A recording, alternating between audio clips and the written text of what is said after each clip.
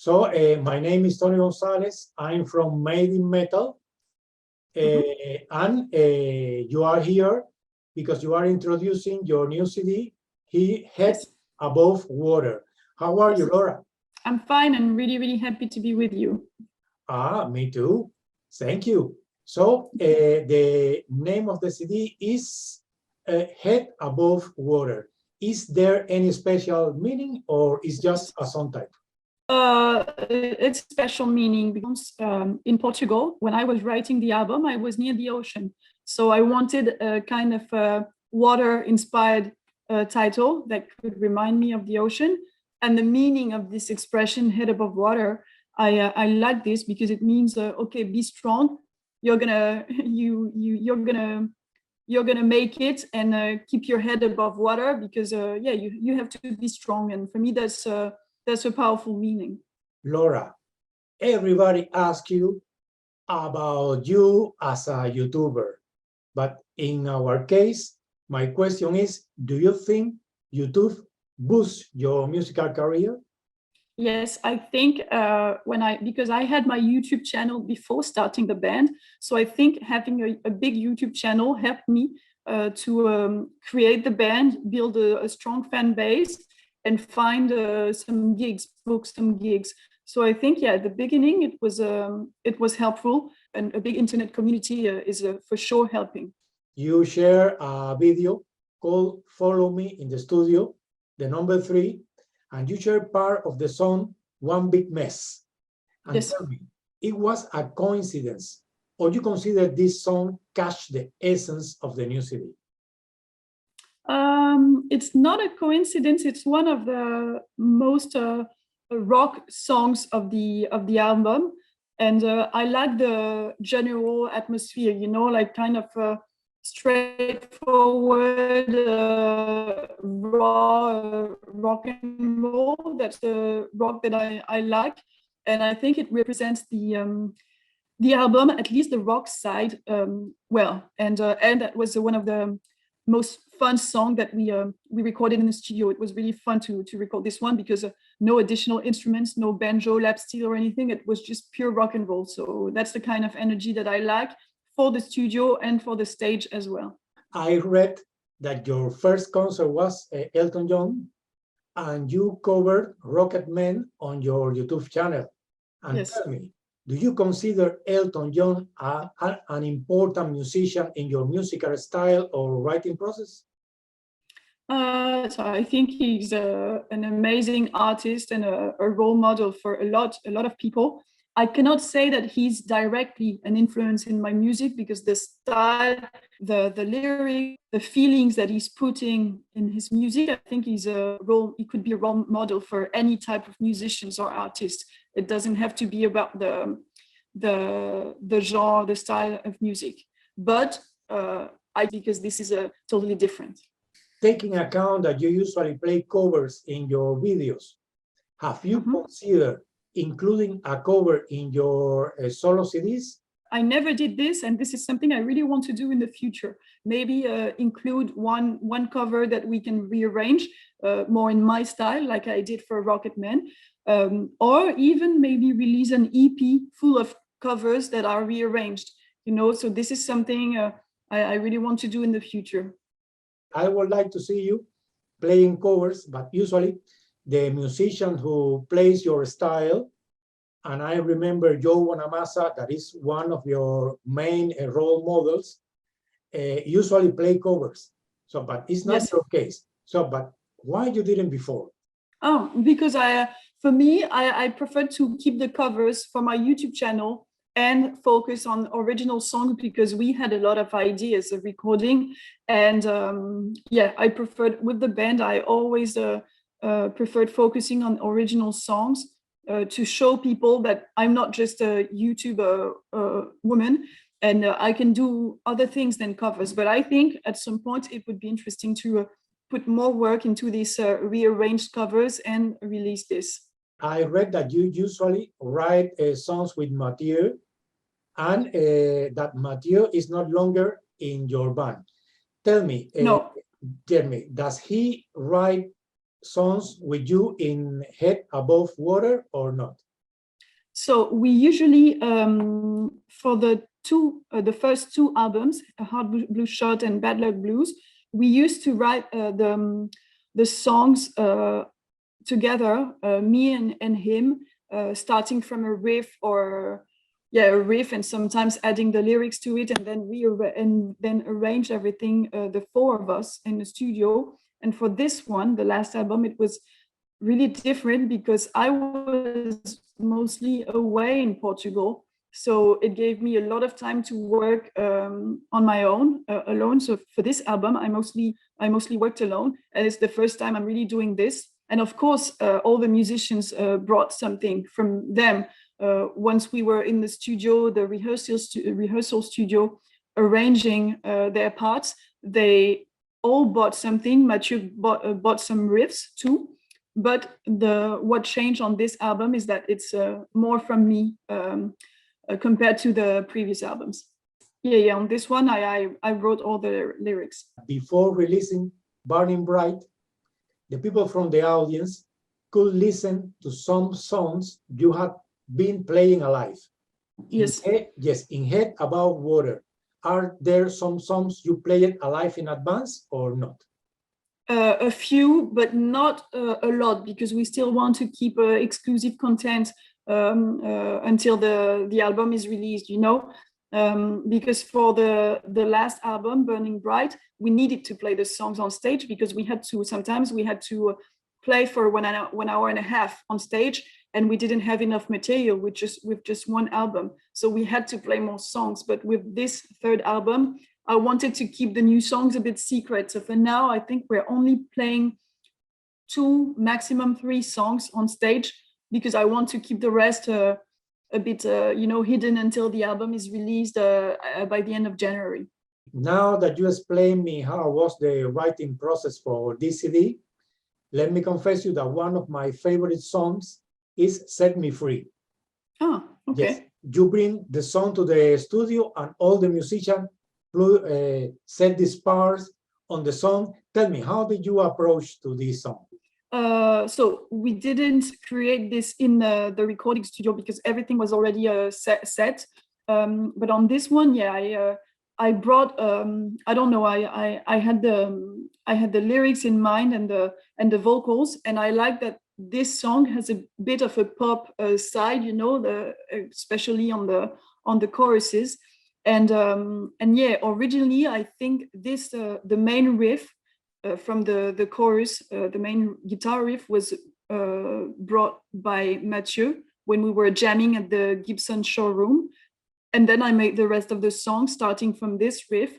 And I was really inspired, I don't know, I like the energy of the song. Then Adrien, our bass player, brought the bass line. Everybody was kind of free on this song. And we managed to have rock and a bit pop vibe that I really like you said. And we tried different things, including a keyboard, because I thought this could really work. I tried layering more backing vocals too, more backing vocals that I usually do. And in the end, I'm really happy with how this song came out. Yes, to me, the most interesting part of the song is that I felt the feeling of freedom of the musician playing. Yes, that's good, because that's what this song is about. So if you can feel this, it's a good thing. Yes. So another beautiful song is Wiser. But in Wiser, I pay attention to the guitars because I think the sound changed a little. Tell me, what kind of guitar and guitar effect did you use? Do you remember in Wiser? Yes. Yeah. On Wiser, I used 2 different types of guitars. I had my Les Paul, Gibson Les Paul for the slide parts on the choruses. I had 3 different guitars. I had my Les Paul, Gibson Les Paul, my main guitar, on the choruses, on the slide part, to have a thick sound. I had kind of a Telecaster kind of guitar for the arpeggios that are smoother on the verses. And I recorded the solos with a Stratocaster. So I used a bit of everything on this song. Maybe that's why it doesn't really sound the same, like you said. if there is an opportunity to play this song in concert, what are you going to do? Good question. I think what I'm going to take into consideration first is the tuning. This song is tuned in open G, so I need a specific guitar. I cannot use just the standard tuning guitar I have, the main guitar I'm gonna have on stage. So I have to choose an extra guitar for this. And on this album, we have other songs that we recorded in open G tuning. So I have to think on the overall songs, you know, that we recorded in open G, what guitar would suit the best. And I think I would go with a simple guitar. I have like a one pickup guitar, either a Gibson Les Paul Junior with a P90, or I also have an Epiphone Coronet that's really, really good and simple. And I like this kind of tone, and it works really well with the slide and bottleneck parts. So I think I would use this. So there is another song. The song is Fever. Is there a lot of songs that are called Fever? Yes, overall in the world. Yes.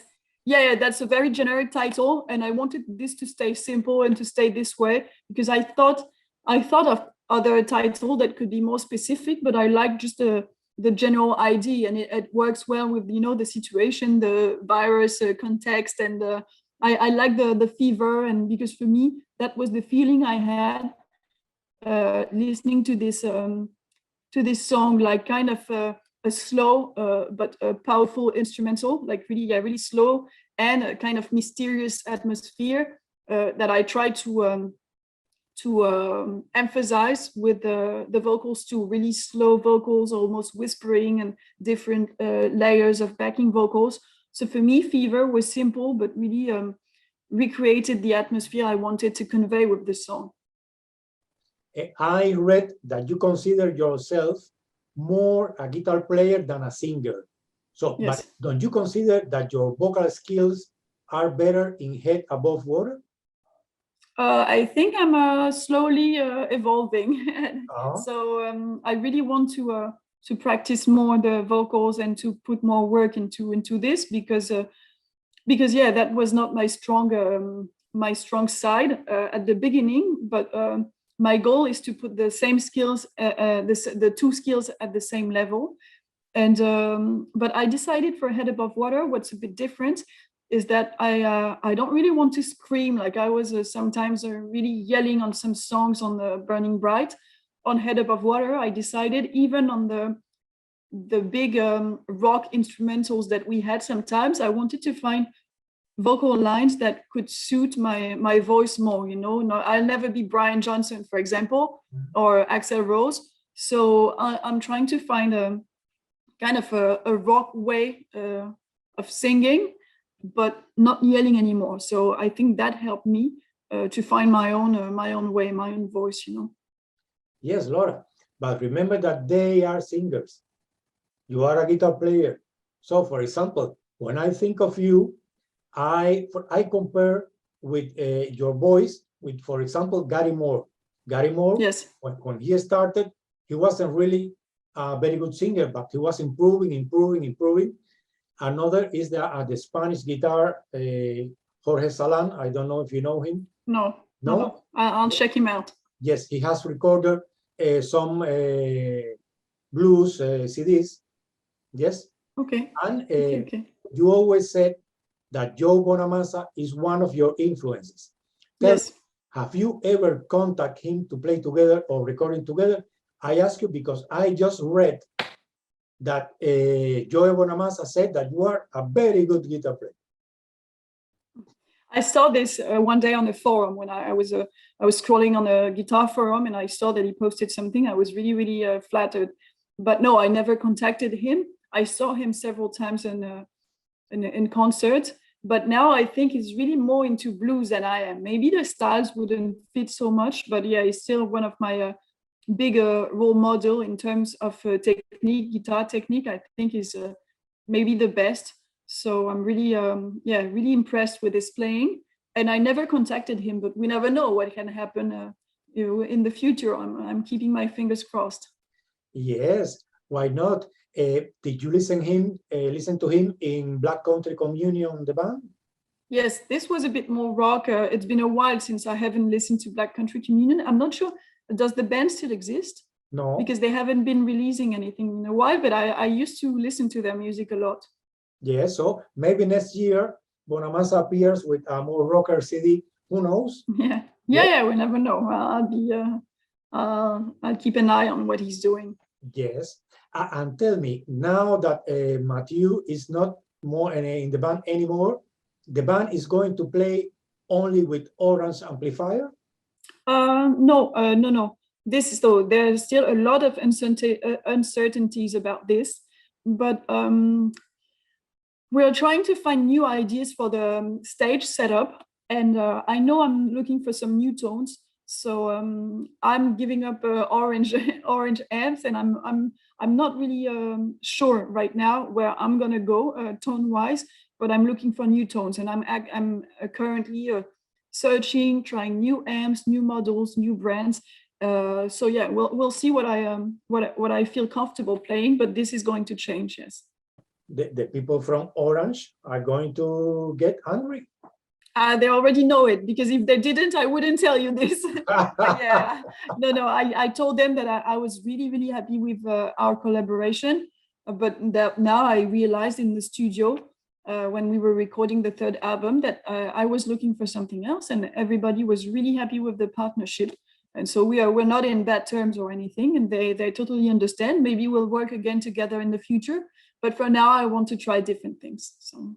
But I recently saw your video on Hellfest. Yes. It was your first time there?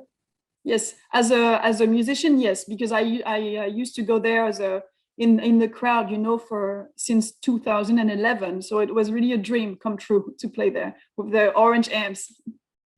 Let me confess you, me too.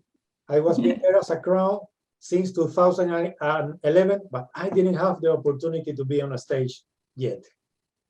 Maybe soon. Yeah. You were luckier than me. In the past, you declared your interest to be touring across the USA. Are there any plans for the next year or not yet? For now, I'm not sure, because with the COVID situation that's getting better now, we were kind of more focusing on touring more again in France and within Europe. So, but I know that the next album is going to be released worldwide. So maybe we're going to have some new opportunities to tour in the US. I'm working on this because that's really something I want to do. But the Europe is still the priority. But hopefully next year we can find some gigs and see what happens. Yes, I checked that you are now playing in the nearly future in France, Germany. You have been here in Spain, I think that 3 times. Yes. So is Spain in the plans? Yes, I don't have the exact schedule and gigs for now, but for sure we are coming next year to promote the album. So, and it's always a pleasure because the Spanish crowd is really rock and roll, and it's a bit different from the atmosphere that we have in France. So I can't wait to come back. And the weather is really nice too. So Laura, this was basically our questions. If you want to say something to say goodbye, this is your moment. Okay, but thanks a lot for having me, and I hope we can see each other in the future, and can't wait to be back in Spain. So enjoy your weekend, and thank you. I hope to see you in concert so soon. Yes, me too. Thanks a lot. Goodbye. Bye-bye. Goodbye.